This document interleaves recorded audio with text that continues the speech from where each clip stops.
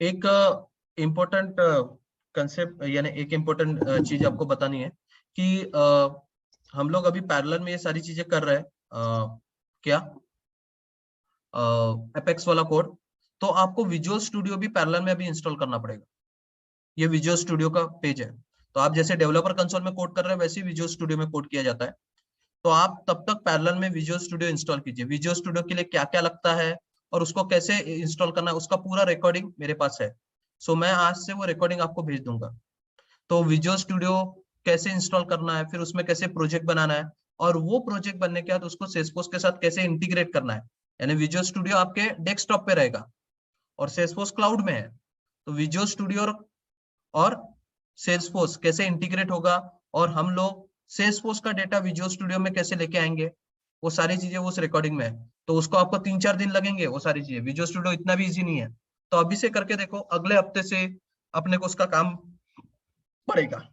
ठीक है, तो उसके लिए मैं सारी चीजें आपको दे दूंगा आज, क्योंकि हम लोगों को लाइटनिंग एप्लीकेशन जो है वो विजुअल स्टूडियो में ही बनाना है।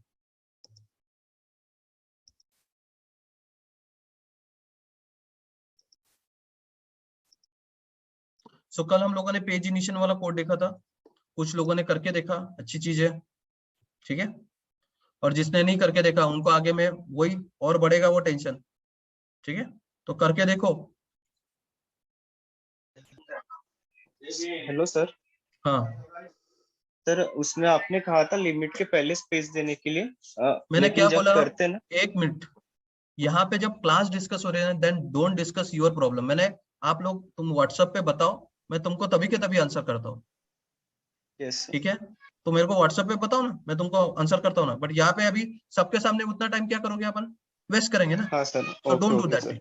तुम्हारे ओके सर। तुम्हारे पर्सनल वाले जो भी प्रॉब्लम है या जो भी इश्यूज है वो व्हाट्सएप पे मेरे को बताओ। मैं तो, तुमको ही पता है कितने प्रॉम्प्ट में आपको आंसर मिलता है तो उसका। ठीक हाँ है, सर। हाँ। ओके।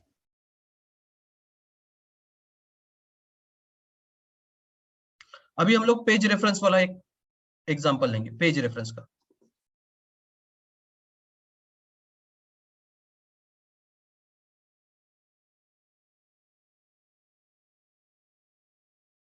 तो पेज रेफरेंस के लिए छोटे छोटे एग्जांपल्स है, वो आप करके देख सकते हो।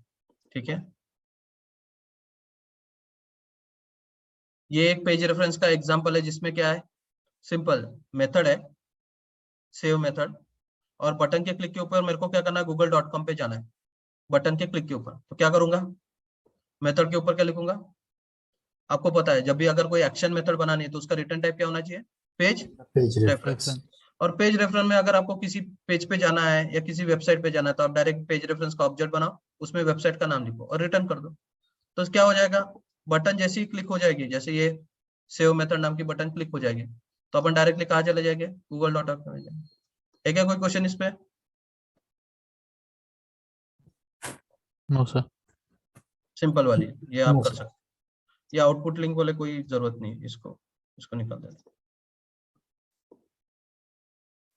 आउटपुट लिंक वाला करो मत, उसका कुछ मतलब नहीं। ठीक है, अब हम लोग एक एग्जांपल लेते हैं।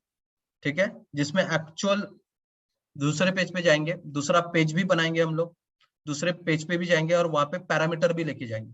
तो बड़ा एग्जांपल है।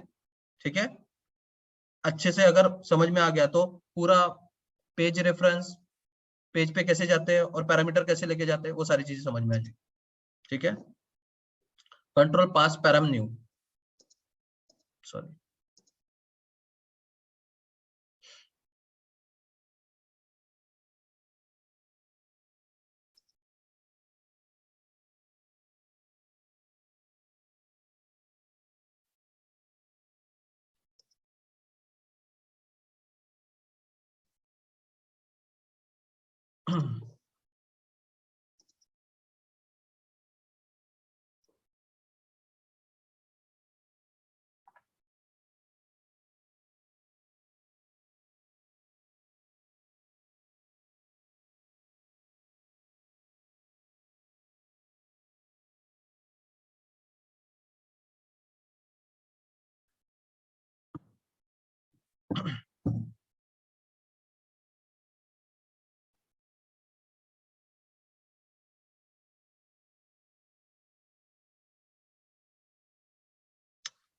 क्या टाइम पास है।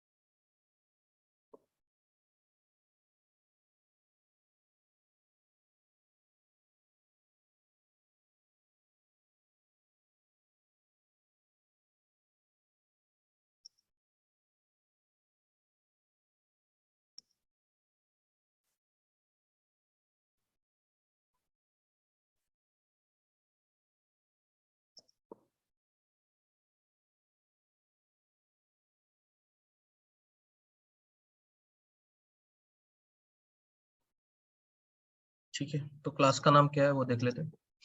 क्लास का नाम control pass param new class. Class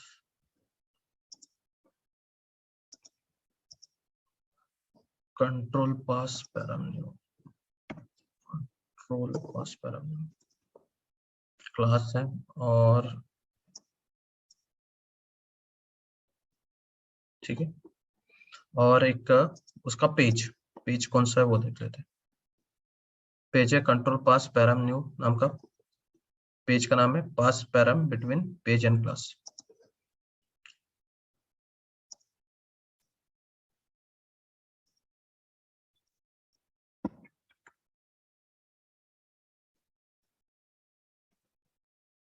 ठीक है, तो मैं पहले आपको ये कोड को रन करके दिखाता हूँ क्या करना है अपने को, फिर मैं कोड को समझा के बताता हूँ। सो इसको अगर मैंने प्रीव्यू किया, ठीक है, सो मैं क्या कर रहा हूँ, एक अकाउंट है, एक हार्ड कोड अकाउंट, यानी मैंने ऑलरेडी आईडी पहले ही दे चुका हूँ अंदर में। हाँ, और वो आईडी से मैंने क्या किया, अकाउंट का नाम डिस्प्ले किया। अब तक हम लोग क्या करते थे, यूआरएल में आईडी देते थे ना। अब मैंने क्या किया, कोड के अंदर ही एक आईडी दे दिया है, और वो आईडी के थ्रू अकाउंट का नाम डिस्प्ले कर रहा हूँ, और वही अकाउंट का नाम मैंने टेक्स्ट फील्ड के अंदर भी डिस्प्ले किया। अब मेरे पास दो बटन है, save my new account, go to next page. Save new account जो बटन है, सेव न्यू अकाउंट नेम नाम की भी बटन है, इसमें हम लोगों ने इसको अपडेट करने का लॉजिक लगाया है। यानी अगर मैं यहाँ पे इसको चेंज करता हूँ, 87 निकाल दिया 89 लेगा, और मैं बटन को क्या करता हूँ, क्लिक करता हूँ, ठीक है, तो ये जो नाम है अकाउंट का नाम, वो क्या होना चाहिए, वो रिकॉर्ड अपडेट, अकाउंट का रिकॉर्ड क्या होना चाहिए, अपडेट होना चाहिए। रिकॉर्ड क्या होना चाहिए, अपडेट होना चाहिए। जो भी मैंने नाम चेंज किया, अब वो नया नाम उस अकाउंट को मिला, क्योंकि ये एग्जिस्टिंग अकाउंट है, उसको मैं सिर्फ क्या कर रहा हूँ, चेंज कर रहा हूँ। तो वो एग्जिस्टिंग अकाउंट को मैं चेंज कर रहा हूँ, एंड देन सेव की बटन क्लिक करता हूँ, तो वो अकाउंट अपडेट होना चाहिए, और दूसरे पेज पे वो अकाउंट का अपडेटेड नाम दिखना चाहिए। ये पूरा लॉजिक अपना ही है, फिर से समझो। मेरे फर्स्ट पेज पे एक अकाउंट के आईडी के थ्रू मैंने अकाउंट का नाम डिस्प्ले किया है, अकाउंट का नाम फ्रंट ऊपर में भी और टेक्स्ट फील्ड के अंदर भी।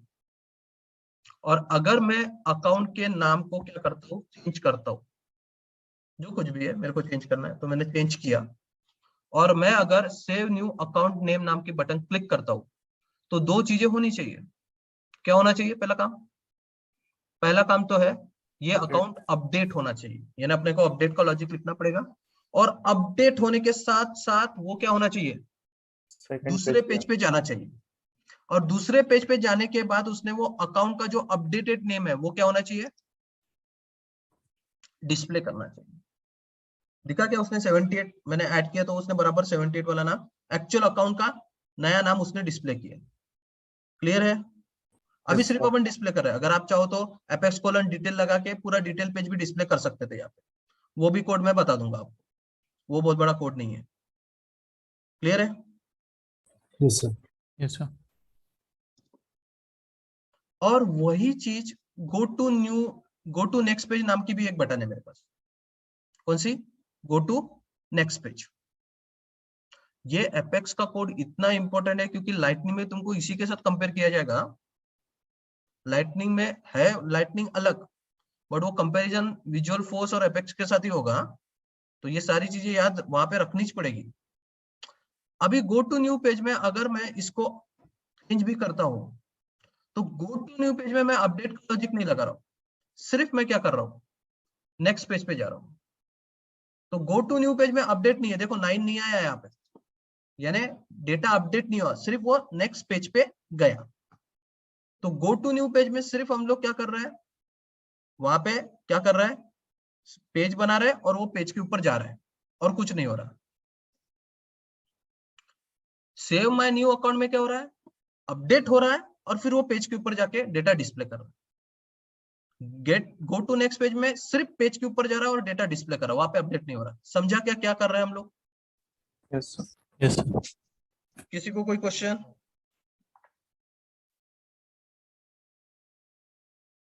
क्लियर है? Yes, sir. चलो, तो इसको अभी यहाँ पे अपने को आईडी देनी है, आईडी के हिसाब से बटन बनानी है, यानी डेटा डिस्प्ले करना है। और डेटा डिस्प्ले करने के बाद 2 बटन बनानी है, यानी 2 मेथड्स बनाने हैं। और बटन क्लिक होने के बाद अपने को दूसरे पेज पे भी जाना है, वहां पे डेटा भी डिस्प्ले करना है और डेटा को अपडेट भी करना है। ऐसी बहुत सारी चीजें अपने को करना है इसमें। तो देखते हैं, यानी एक ही एप्लीकेशन में बहुत सारी चीजें आ जाएंगी। सो इसको कैसे करेंगे? तो इसके लिए क्लास, तो क्लास में मेरे को अकाउंट का डेटा फ्रंट एंड पे डिस्प्ले करना था ना, अकाउंट का नेम, इसलिए मैंने अकाउंट नाम का एक वेरिएबल लिया और उसके आगे में क्या लगाया, गेटर और सेटर। आपको पता है क्यों? क्योंकि अगर मेरे को कोई चीज फ्रंट एंड पे डिस्प्ले करनी है या उसकी वैल्यू बैक एंड पे लेके आनी है, तो मेरे को वो वेरिएबल या वो ऑब्जेक्ट के आगे में क्या लगाना पड़ेगा, गेटर एंड Setter. चलो, गेट नेम नाम की एक सिंपल मेथड लगाए जिसमें कंट्रोलर न्यू नाम का नाम आ जाएगा। इसका कुछ लेना देना नहीं, छोड़ दो उसको। कंट्रोलर प्लस न्यू नाम का क्या किया, कंस्ट्रक्टर बना है। कंस्ट्रक्टर। क्योंकि मेरे को क्या होना था, पेज जब लोड होता है तभी अकाउंट का नाम फ्रंट एंड पे डिस्प्ले करना था। पेज जैसे ही लोड होता है जैसे वैसे ही अकाउंट का नाम वहां पे फ्रंट एंड पे डिस्प्ले करना था। इसलिए कंट्रोलर के अंदर ही मैंने क्वेरी लिखाई। क्या क्वेरी लगाई, पहले तो चेक किया अकाउंट नल है क्या नहीं है, यानी अकाउंट खाली नहीं होना चाहिए। अकाउंट नल है तभी वो क्वेरी क्या होगी, लगेगी। यानी अकाउंट में अगर पहले से वैल्यू होगी तो क्वेरी लगाने का कोई मतलब नहीं आता ना। इसलिए अपन ने पहले चेक किया अकाउंट नल है क्या। अगर अकाउंट खाली है यानी अकाउंट में वैल्यू नहीं है तो क्वेरी लगा लो। क्या क्वेरी लगा, ये इसलिए चेक होता कि बार बार, नहीं तो क्या होगा, बार बार पेज लोड होगा और क्या होगा, बार बार वो क्वेरी लगेगी। तो बार बार क्वेरी लगेगी तो बार बार सर्वर ट्रिप होगा। वो बचाने के लिए अपन ये काम कर रहे हैं। तो थोड़ा लॉजिक अपने को अपना भी दिमाग लगाना पड़ता है। तो मैंने सिंपल यहाँ पे चेक किया कि अकाउंट अगर खाली होगा तभी क्वेरी लगाओ। अगर अकाउंट भरा है यानी अकाउंट में पहले से वैल्यू है तो क्वेरी काय को लगाओ, उसमें वैल्यूज पहले से है ना, तो वही वैल्यू यूज करो। इसलिए अपन ने ये काम किया। चलो, अब आपको कल भी आपने पेज इनिशियल में क्वेरी लगाई, वैसी सेम क्वेरी लगाई। वहां पे आपने अकाउंट की लिस्ट ली थी, अब यहाँ पे मेरे को सिंगल अकाउंट चाहिए था, इसलिए मैंने क्या बोला, select name from account. But मेरे को आईडी तो देनी पड़ेगी। अब मेरे को ऊपर में आईडी नहीं देना था यूआरएल में, इसलिए मैंने हार्ड कोड कर दी। बट ये आईडी आपकी इसमें नहीं चलेगी, आपको क्या करनी पड़ेगी, आपके एप्लीकेशन की कोई भी आईडी वहां पे देनी पड़ेगी। तो वो आईडी का अकाउंट आपको वापस मिलेगा। Okay, sir. समझा क्या ये कोड? Yes, sir. और वो अपने Yes, sir. अपने वेरिएबल में मैंने, मेरा अकाउंट नाम का वेरिएबल है उसमें कलेक्ट कर दिया और उसको गेटर सेटर लगा दिया, जिससे मैं उसको फ्रंट एंड पे डिस्प्ले कर पाऊंगा। और इतने कोड से क्या होता है, ये वाला काम हो जाएगा। अकाउंट का नाम ऊपर में डिस्प्ले हो जाएगा और टेक्स्ट फील्ड के अंदर भी डिस्प्ले हो जाएगा। टेक्स्ट फील्ड में मैं अकाउंट डॉट नेम डाल दूंगा ना, और ये वैल्यू कहां से आ रही है, ये बैकएंड से कंस्ट्रक्टर के थ्रू। है क्या ये कोड क्लियर सभी को? Yes, sir. Yes, sir. Yes, sir. Yes, sir. ठीक है, तो इससे क्या हो जाएगा, तुम्हारे अकाउंट में डेटा आ जाएगा और वो अकाउंट का डेटा फ्रंट एंड पे डिस्प्ले हो जाएगा। ये फ्रंट एंड का लॉजिक। क्या किया, अकाउंट डॉट नेम, आपके कंट्रोलर को कॉल किया, अकाउंट डॉट नेम, और वो इनपुट फील्ड में अकाउंट डॉट नेम को डिस्प्ले किया, यानी एक ऊपर में डिस्प्ले किया और इनपुट फील्ड के अंदर भी अकाउंट डॉट नेम डिस्प्ले किया। और सिंस गेटर सेटर लगाया था, इसलिए अकाउंट नेम में जो भी वैल्यू चेंज होगी वो अपने को बैकएंड पे फिर से वापस मिल जाएगी। है क्या क्लियर? ये गेट और सेट का कंसेप्ट क्या रहता है, ये समझ में आया क्या? गेट और सेट लगाने के कारण ही अकाउंट में वो वैल्यू डिस्प्ले भी होगी, और अगर अकाउंट में वो टेक्स्ट फील्ड के अंदर वैल्यू जब डिस्प्ले होती है और मैं उसको क्या करूंगा, चेंज करूंगा, तो वो वैल्यू बैकएंड में आ भी जाएगी। पास हो आगे में क्या लगा है, सेट भी लगा है। सेट का मतलब क्या होता है, फ्रंट एंड से वैल्यू बैकएंड पे Backend आना पे है। जाना। ठीक है, तो ये दो काम तो हो जाएंगे। ये इतने से क्या हो गया, कंट्रोलर यानी क्लास कॉल हो गया। क्लास कॉल होगा तो वैसे ही आपका कंस्ट्रक्टर कॉल हो जाएगा। कंस्ट्रक्टर कॉल होगा तो अकाउंट में वैल्यू आ जाएगी, और वो वैल्यू आप फ्रंट एंड पे डिस्प्ले कर रहे हो डायरेक्ट, क्योंकि आपने अकाउंट के आगे में सेटर गेटर लगाया। अब अपने को मेथड लिखनी थी, तो सेव नाम की एक मेथड लिखी। कौन सी? सेव। ठीक है, अब सेव की जो मेथड है, ठीक है, ये मेथड के को मेरे को बटन के क्लिक के ऊपर, सेव की बटन जब क्लिक होती है तो जो एग्जिस्टिंग रिकॉर्ड है अकाउंट का, अगर मैं उसको चेंज करता हूं तो वो वैल्यू क्या होनी चाहिए, अपडेट होनी चाहिए। क्योंकि एग्जिस्टिंग है ना, इंसर्ट नहीं कर सकता मैं, एग्जिस्टिंग रिकॉर्ड है, आईडी दिया है, तो मेरे को वो वैल्यूज को क्या करनी थी, जो भी यूजर टेक्स्ट फील्ड पे वो वैल्यूज यानी नेम में चेंज करेगा और वो अकाउंट में रिफ्लेक्ट हो जाएगी, बैकएंड पे आ जाएगी, सेटर लगाया तो अकाउंट के नेम में मैंने चेंज किया तो अकाउंट के ऑब्जेक्ट में चेंज हो जाएंगे और वो बैकएंड पे आ जाएगा। अब मेरे को क्या करना है, जैसे ही मैं सेव की बटन क्लिक करूंगा तो वो अकाउंट का ऑब्जेक्ट अपडेट होना चाहिए, और अपडेट होके मेरे को दूसरे पेज पे जाना है, और दूसरे पेज पे मेरे को क्या करना है, अकाउंट की आईडी लेके वहां पे जाके वहां उस आईडी से अकाउंट का नाम डिस्प्ले करना है ना? अपना वही काम है ना, कि अगर मैं इसको चेंज करता हूं और इस बटन को क्लिक करता हूं तो अकाउंट अपडेट होना चाहिए, और सेकंड पेज पे जाके क्या होना चाहिए, अकाउंट का नाम Display. डिस्प्ले होना चाहिए। बट अकाउंट का नाम डायरेक्ट डिस्प्ले होगा, उसके लिए उसकी लगेगी क्या, आईडी लगेगी। तो कैसे लाएंगे आईडी, अभी सब कुछ तो देखते हैं यहाँ पे। तो मैंने सिंपल अपडेट नाम का एक फंक्शन ही है अपने पास, इसको डीएमएल बोलते हैं, डेटा मैनिपुलेशन लैंग्वेज। आगे में अगले हफ्ते से अपन यही पढ़ेंगे, एसओक्यूएल और डेटा डीएमएल्स। तो इंसर्ट, अपडेट, डिलीट, अपस्कर्ट नाम के अपने पास फंक्शन है, जो डायरेक्टली ऑब्जेक्ट के साथ लगा लो, वो डायरेक्ट क्या करेंगे, इंसर्ट, अपडेट, डिलीट करेंगे। क्वेरी लिखने की जरूरत नहीं है, यानी इंसर्ट की, अपडेट की क्वेरी लिखने की जरूरत नहीं, सिर्फ उसको आपका ऑब्जेक्ट दो, सिर्फ आप उसको क्या करोगे, आपका ऑब्जेक्ट दो, और ऑब्जेक्ट देने के बाद डायरेक्टली अपडेट, अगर आप एग्जिस्टिंग रिकॉर्ड है तो आप अपडेट बोलोगे, नया रिकॉर्ड है तो आप इंसर्ट बोलोगे, और एग्जिस्टिंग रिकॉर्ड को डिलीट करना तो डिलीट। तो ऐसा सिंपल अपने को सिर्फ नाम ही लिखना, इंसर्ट, अपडेट, डिलीट, हो गया, वो अपडेट कर देगा उसको, और कुछ लिखने की जरूरत नहीं। क्लियर है क्या DML statement? Yes sir. Yes, sir. Yes sir. आगे में और आएगा, बट अभी सिर्फ अपन अपडेट कर रहे हैं। चलो अपडेट हो गया। अब अपडेट होने के बाद मेरे को दूसरे पेज पे जाना है, तो मेरा दूसरा पेज क्या है, तो मेरे दूसरे पेज का नाम है माय सेकंड पेज। ये मेरे एक्चुअल पेज का नाम है। मैं पेज भी बता दूंगा। तो ये माय सेकंड पेज है, जिसमें मैंने स्टैंडर्ड कंट्रोल अकाउंट, क्योंकि अकाउंट की इंफॉर्मेशन ही डिस्प्ले करनी थी, इसलिए स्टैंडर्ड कंट्रोल अकाउंट लिया और अकाउंट डॉट नेम उसमें डिस्प्ले किया, सिंपल। ठीक है, तो मेरे को ये पेज पे जाना है, माय सेकंड पेज पे। तो देखो माय सेकंड पेज पे जाने के लिए एकदम इजी कोड है, पेज रेफरेंस का ऑब्जेक्ट बनाओ, उसको नाम दिया मैंने second page, equal to page dot my second page. तो ये क्या है, वो एक्चुअल पेज का नाम। तो जैसे ही बटन क्लिक होगी मैं इस पेज पे चला जाऊंगा इतने लाइन से। आपको सेट रीडायरेक्ट ट्रू का कंसेप्ट पता है, क्या होता है? वो कैशिंग में देखेगा कि वो पेज क्लाइंट साइड में अवेलेबल है या नहीं है। अगर क्लाइंट साइड में होगा तो वही से उसको रिडायरेक्ट करेगा, अगर क्लाइंट साइड नहीं होगा तो सर्वर साइड पे जाके उसको रिडायरेक्ट करेगा। कल बताया था मैंने। Yes sir. Yes sir. ठीक है, अब ये अकेला नहीं जाना चाहिए, ये तो जाना चाहिए, पर उसके साथ अकाउंट की आईडी जाएंगी, क्योंकि जब तक अकाउंट की आईडी नहीं जाएगी नेम कहां से आएगा।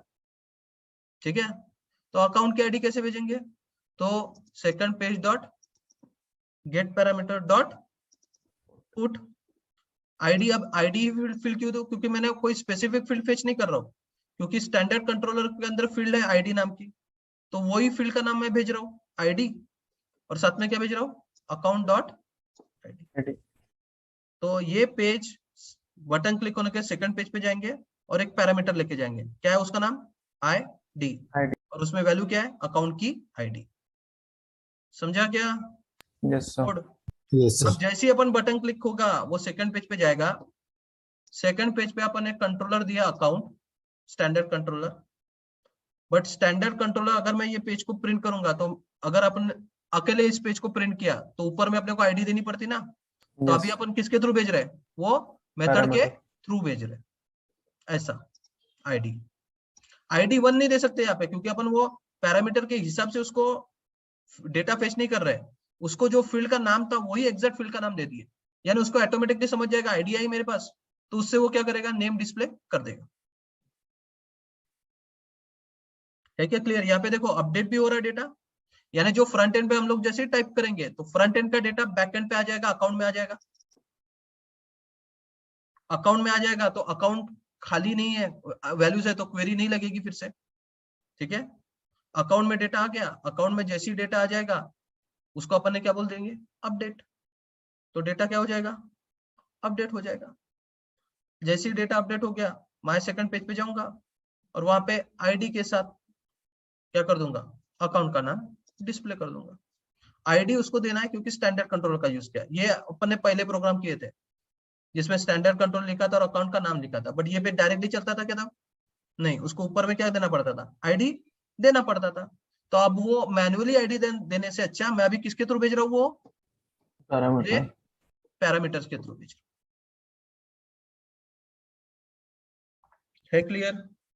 सर जो आईडी लिखा है आपने वहाँ पे एक्चुअल फील्ड का नाम आना चाहिए ना? हाँ, तो आईडी यानी एक्चुअल फील्ड का ही नाम है ना। मतलब अगर वहाँ पे मैं नेम डालता तो वो उसको नेम नहीं समझता, सिर्फ आईडी समझती है। आईडी से ही वो रिकॉर्ड को फेच कर सकता है, ओके नेम से सर। फेच नहीं करता वो सिर्फ।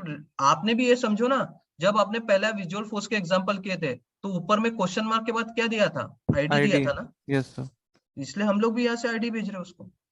हाँ, कल जाके आईडी का कुछ काम नहीं रहता, सिर्फ नेम डिस्प्ले करना रहता, यानी किसी टेक्स्ट फील्ड पे नेम डिस्प्ले करना रहता, तो फिर यहाँ पे क्या करना पड़ता? वो पैरामीटर को फेच करना पड़ता वहां से, और फिर टेक्स्ट फील्ड में वैल्यू डिस्प्ले करनी पड़ती। वैसा भी कर सकते थे अपन, वैसा भी कोड है आगे में, ओके जिसमें सर। यहाँ से अपन क्या भेजेंगे? अकाउंट का नेम। वहां पे आप कोई कंट्रोलर वंट्रोलर को कॉल मत करो, आपको वो लिखना पड़ेगा second page dot gate parameter dot gate name, तो वैल्यू मिल जाएगी, और फिर उसको On आपको dot टेक्स्ट name। फील्ड में आप डिस्प्ले कर सकते हो। यस। तो कोड करने के तरीके बहुत है, एक सिर्फ आपको बेस समझना चाहिए तो आप मल्टीपल चीजें कर सकते हो।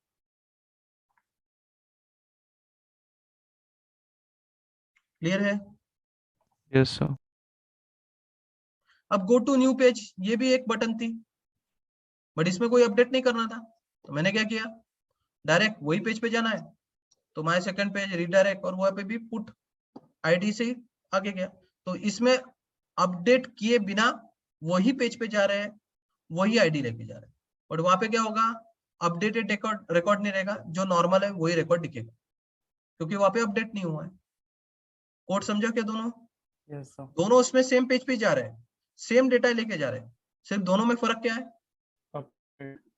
एक में क्या हो रहा है? अपडेट हो रहा है, और एक में अपडेट नहीं हो रहा है। तो समझा क्या इसमें? पेज रेफरेंस कैसे बनाना, कैसे पेज पे ट्रांसफर होना, और कैसे डेटा लेके जाना उस पेज पे। है क्या clear? Yes sir. Yes sir. Yes sir. और ये दोनों मेथड को हम लोगों ने ये बटन के क्लिक के ऊपर लगाई है, सेव और गो टू न्यू पेज। जैसे ही बटन क्लिक होगी अपडेट होगा, और फ्रंट ये पेज पे जाएगा, और ये पेज पे आईडी मिल जाएगी उसको, तो वो नेम डिस्प्ले कर ही लेगा। या आप यहाँ पे ऐसा भी लिख सकते हैं, कौन सा? ऐसा एपेक्स कोलन, ठीक है, डिटेल, ठीक है, और उसको क्या क्या रहता है, और बाकी के तो कुछ नहीं रहता है। अगर आप इतना भी दे दो तो भी सफिशिएंट है, मेरे को जितना पता है। ठीक है, सेव हो, अगर एरर नहीं दिया तो चलेगा। तो इससे क्या हो जाएगा, अगर ये कोड चला है तो मैंने डिटेल पेज पूरा डिटेल ही दिख जाएगा, आईडी तो है ही उसके पास। तो अगर मैं यहाँ पे फिर से इसको ये प्रीव्यू करते हैं,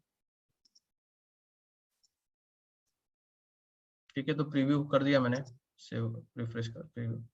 अब जैसे ही मैं इसको चेंज करता हूँ और इस पे जाता हूँ तो कहाँ जाएगा, अकाउंट के डिटेल पेज पे जाएगा।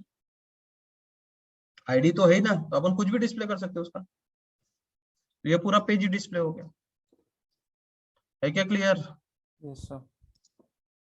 तो आप वैसा कर सकते हो, या सिंपल आपको नेम अगर करना है तो आप एक फील्ड का नाम दे सकते हो, आपकी मर्जी, आपको क्या करना है। ठीक है, समझा क्या ये code? Yes sir. Yes sir. Yes sir. तो इससे आपको बहुत सारी चीजें क्लियर हो जाएगी, how to create a page, how to, ठीक है, pass a page from one method, यानी एक मेथड के क्लिक के ऊपर दूसरे पेज पे कैसे चला जाता है, और कैसे वैल्यूज लेके जाया जाता है।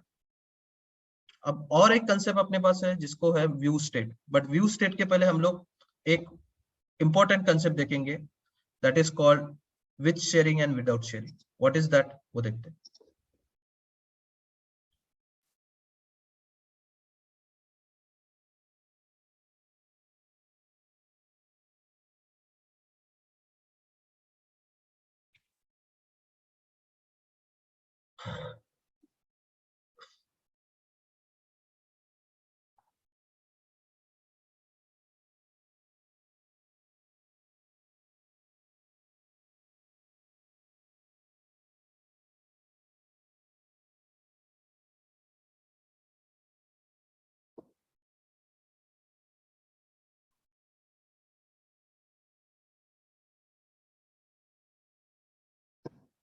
तो आप लोगों ने बहुत सारे क्लासेस के आगे में ये देखा होगा, क्या विथ शेयरिंग लिखा रहता है, ठीक है।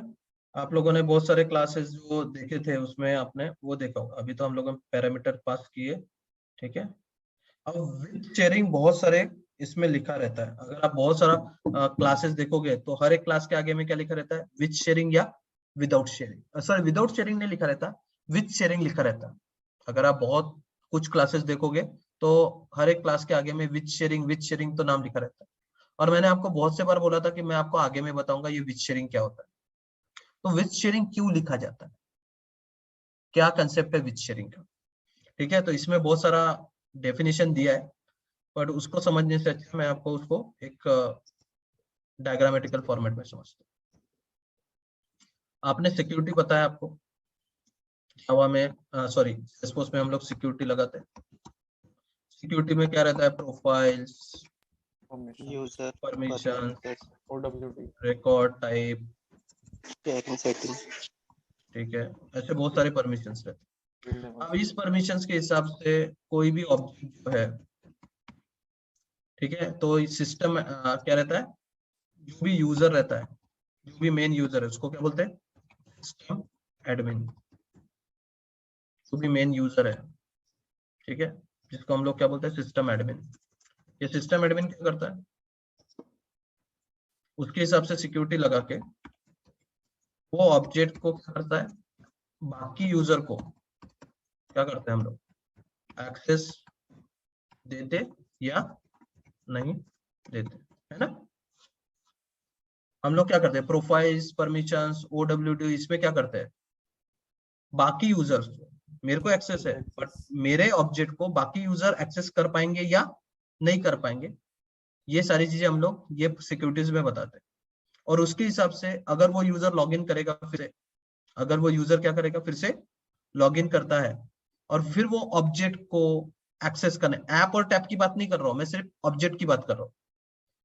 वो उस यूजर को क्या करता है, लॉगिन करता है और वो ऑब्जेक्ट को एक्सेस करने की कोशिश करता है। और अगर उसको प्रोफाइल्स, परमिशन या OWD इसमें उसको एक्सेस नहीं है तो वो ऑब्जेक्ट को वो देख नहीं सकता। हम लोगों ने देखे थे प्रोफाइल्स, परमिशंस में वगैरह, वो ऑब्जेक्ट को एक्सेस नहीं कर सकता है या उसमें वो रिकॉर्ड्स ऐड नहीं कर सकता। ये क्लियर था क्या कि यस सर। सिस्टम एडमिन वो सारे रूल्स OWD वगैरह बनाता है, और जिसके हिसाब से बाकी के यूजर्स जो उसके सिस्टम में आने वाले हैं, बाकी के यूजर्स जो उसके सिस्टम में क्या होंगे, आने वाले हैं, उनको वो जो ऑब्जेक्ट्स है जो उन्होंने बनाए हैं या किसी और के ऑब्जेक्ट्स है, उनका एक्सेस रहना चाहिए या नहीं रहना चाहिए, वो हम लोग डिसाइड करें। अब सपोज मेरे पास सिस्टम एडमिन है जिसने एक अकाउंट नाम का ऑब्जेक्ट है, ठीक है। इसके ऊपर उन्होंने क्या किया, परमिशन क्या कर दिया, रिस्ट्रिक्ट कर दिया। किसको, ऑल यूजर्स, यानी जितने भी बाकी के यूजर्स रहेंगे उन सबको परमिशन नहीं है अकाउंट को एक्सेस करने की। तो क्या होगा, जब भी बाकी के यूजर्स क्या करेंगे, लॉगिन करेंगे, तो क्या होगा, क्या होगा, वो उसको ऐड, अपडेट, एडिट या रिकॉर्ड कुछ भी क्या कर सकेंगे, देख नहीं पाएंगे, वो रिकॉर्ड के ऊपर वो कुछ भी लॉजिक नहीं लगा पाएंगे। अब सपोज वो जो बाकी के यूजर्स है, ठीक है,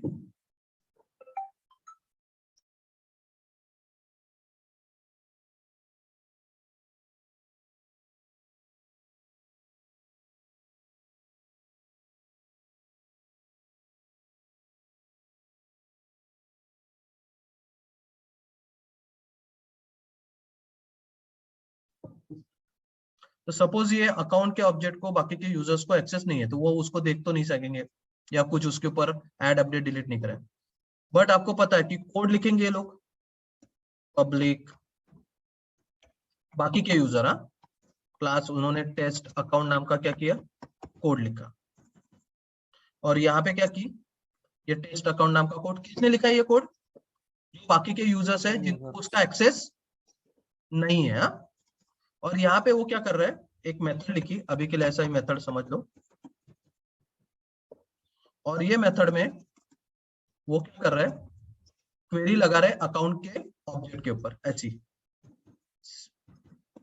अभी अपने को पता है ना, पेज इनिशियल में वगैरह अपन ने किया ना, select name description from account, ऐसा किया उन्होंने,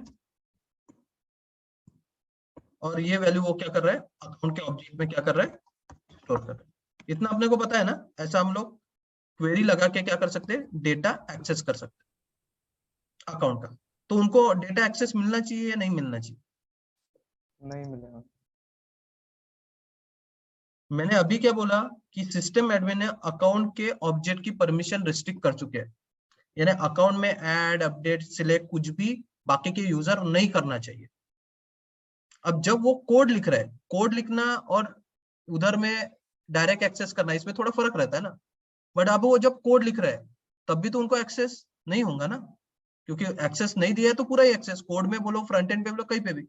अगर वो ऐसा क्वेरी लिख रहा है तो उनको एक्सेस मिलना, यानी उनको एक्सेस, यानी उनको अकाउंट का ऑब्जेक्ट मिलेगा क्या, जिसमें रिकॉर्ड्स दिखेंगे क्या उनको पूरे, नहीं।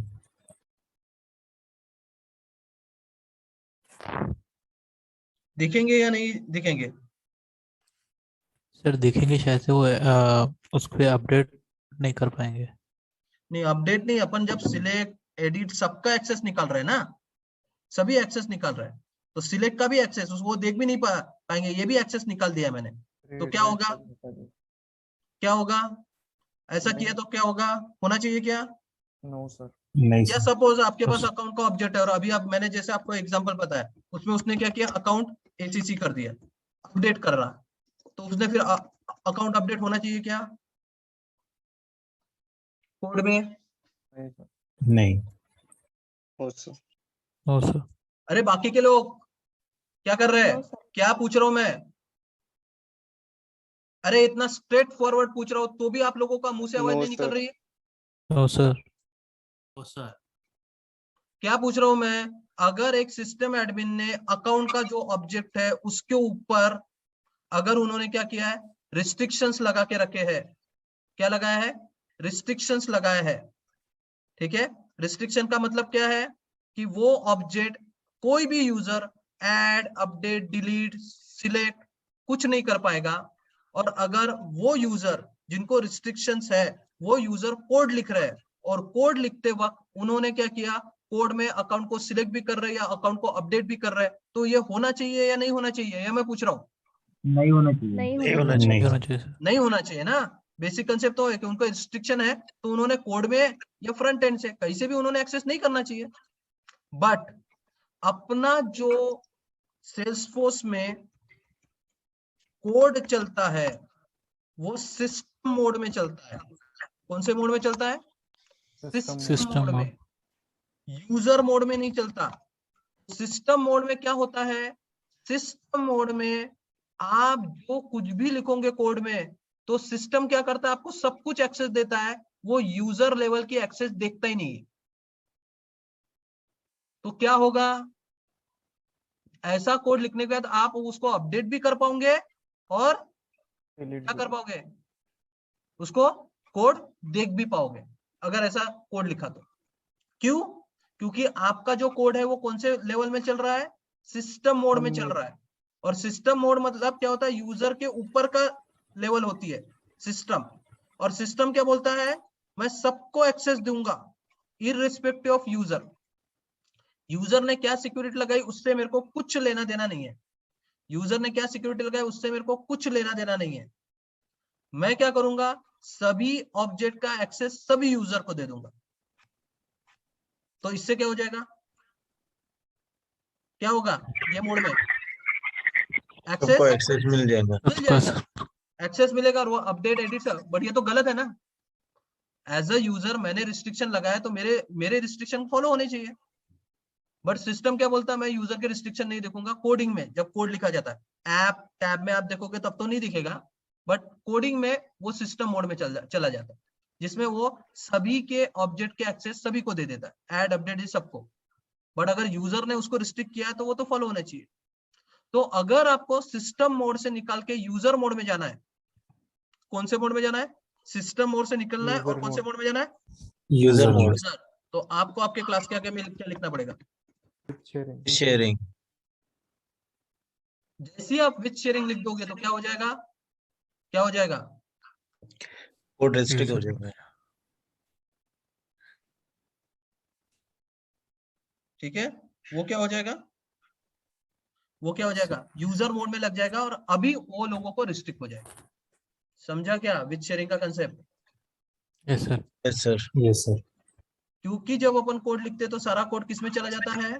System mode. System mode. System mode. Mode में। और सिस्टम मोड में जाने के कारण उनको सभी का एक्सेस मिल जाता है इररिस्पेक्टिव ऑफ यूजर परमिशंस या यूजर सिक्योरिटी। वो यूजर सिक्योरिटी को देखता ही नहीं है। बट वो तो गलत हो जाएगा ना। मेरे यूजर है और मेरे रूल फॉलो नहीं करेंगे तो क्या मतलब आएगा फिर? तो इसलिए मैं मेरे क्लास के आगे में क्या लिखने को बोलूंगा सभी को? With sharing. With sharing. Without sharing का मतलब ही नहीं है। अगर आपने विद शेयरिंग नहीं लिखा तो डायरेक्टली किस में चला जाएगा वो? विदाउट। सिस्टम। इसलिए हर एक सेल्सफोर्स के क्लास के आगे में क्या लिखा जाता है? With with sharing. शेयरिंग। कि उसने जो भी कोड लिखा जाता है वो कौन से मोड में जाना चाहिए? कौन से मोड में चलना चाहिए? कौन से मोड में? User. User mode. User mode में, User। ना कि सिस्टम मोड में। क्लियर है? Yes sir. Yes sir. चलो कल इसके कोड वगैरह देखेंगे।